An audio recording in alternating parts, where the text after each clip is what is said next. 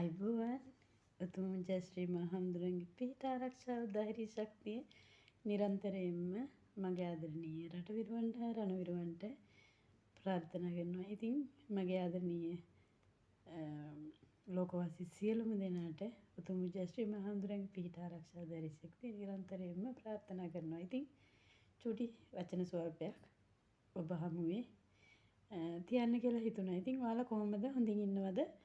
හොඳින් ඇති කියලාත් හිතනවා මම. ඉතින් නිරන්තරයෙන්ම හොඳින් ඉන්න කියලා තමයි සතුටින් ඉන්න කියලා තමයි ප්‍රාර්ථනා කරන්න තියෙන එකම දේ. ඉතින් අද මට කතා කරන්න මාතෘකාවක් හිතුණා. අපේ ආදරණීය අපිට බත සපයන මඩ සෝදාගත් කල රජෙක් වෙන ගොවියෙක් ගැන. ඉතින් මේ ගොවියෙක් පාරක් අයිනේ නෙමෙයි මේ වැවක් අයිනේ. ඇලක් අයිනේ ඉඳගෙන බත් එකක් මේ කන ගමන් කියන ලස්සන කතාවක්. රජ කරන්නනේ සැරසෙන්නේ. රජ කරන්න තමයි සැරසෙන්නේ. ඔය බලතණ්හාවට තමයි සැරසෙන්නේ. ඇත්තටම හැමෝම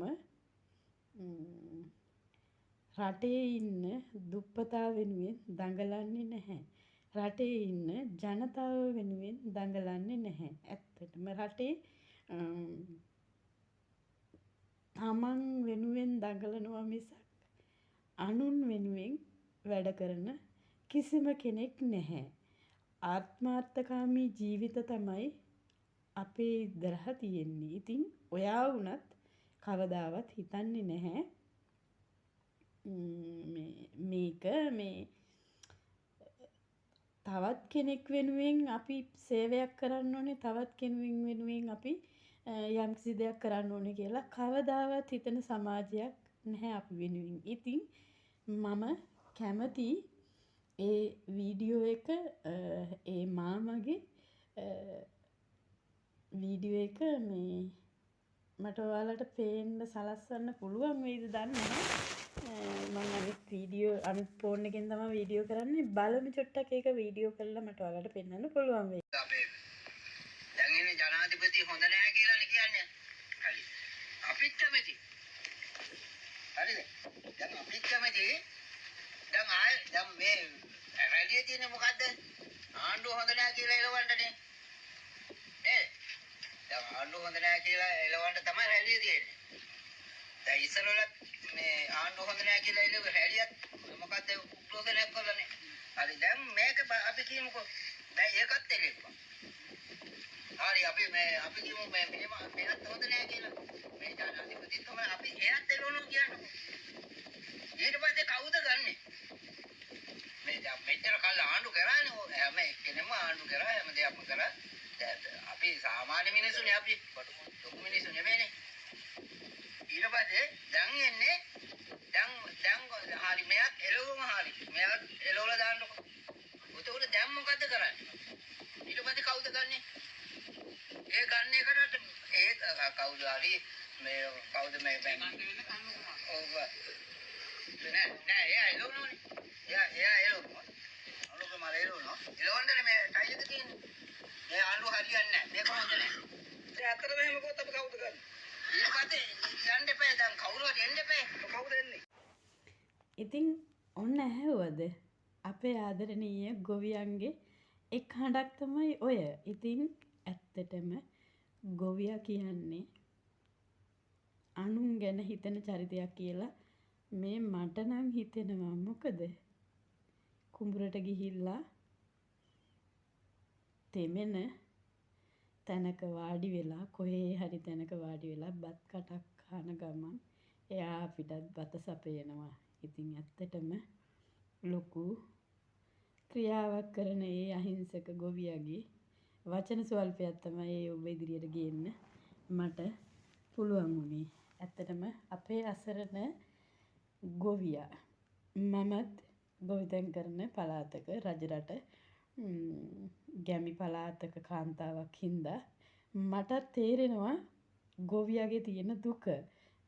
කුඹුරකට බැස්සහම ඒ දැනෙන වේදනාව ඔය රජපුටුවක ඉඳගන්න කිසිම කෙනෙකුට දැනෙන්නේ ඔය රජපුටුවක ඉන්න කිසිම කෙනෙකුට තේරෙන්නේ අර දාඩියවල තියෙන වටිනාකම දෙන්න පුළුවන් රජෙක් අපි අතරට එනවනම් තමයි අපි හැමෝම කැමති. ඉතින් අරයාවත් කකුලෙන් අදිනවා මෙයාවත් කකුලෙන් අදිනවා. ඒ කොච්චර කවුරු කකුලෙන් ඇද්දත් අපිට පමණයි. ඉතින් ඕක තමයි අපේ දෛවය කියන දේ තියෙන්නේ. ලංකාව කවදාවත් දියුණු වෙන්නේ නැහැ. මොකද එක්කෙනෙකුට එක්කෙනෙක් ඊරිසියයි.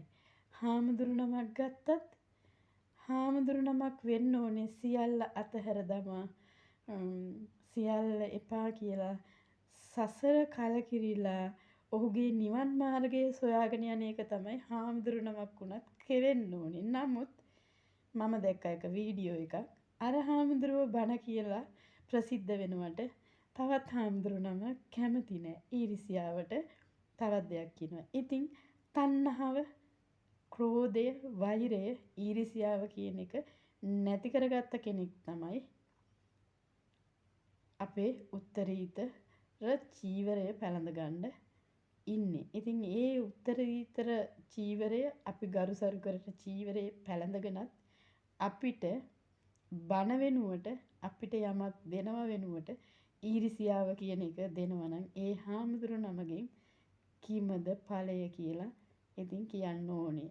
ඇත්තටම හරි අසාධාරණ ලෝකෙක හරි ආත්මාර්ථකාමී ලෝකෙක තමයි අපි අද මේ ජීවත් වෙන්නේ. ඉතින් ඒ චූටි පණිවිඩයත් එක්කම මම ඔයාලගෙන් සමුගන්නවා. ගත යුතු දේ ගන්න, අනිත් දේ අහක දාන්න. මට ඉතින් මතක් කරන්න ඕනේ වුණේ මගේ ආදරණීය ගොවියන් රජ කරලා ලෝකෙක ගොවියන් රජ කරන වෙලාවක අපි ගොවියොම තමයි අන්ත අසරණ වෙලා දුක්පත් වෙලා මේ ලෝකේ බලු වෙලා දඟලන්නේ. ඉතින් ඒක තමයි මට කියාගන්න උවමනාව තියෙන්නේ. ඉතින් ගොවියට අපි මඩ සෝදාගත් කල රජත් ගොවියෙක් රජෙක් කියන අර්ථයම අපි ගොවියට දෙමු. ඇත්තට මේ මිනිස්සයා කරන්නේ අපිට ලොකු කැපකිරීමක්. ආත්මාර්ථකාමී හිතක් නැති එකම පුද්ගලයා කවුද? ගොවියා. ඒක තමයි මගේ අදහස නම් මගේ වචන නම් මම ගොවිතැනට හුඟක් ආදරය කරනවා. ගොවිතැනට හුඟක් ගරු කරනවා. ගොවි මහතෙකුට හුඟක් ගරු කරනවා.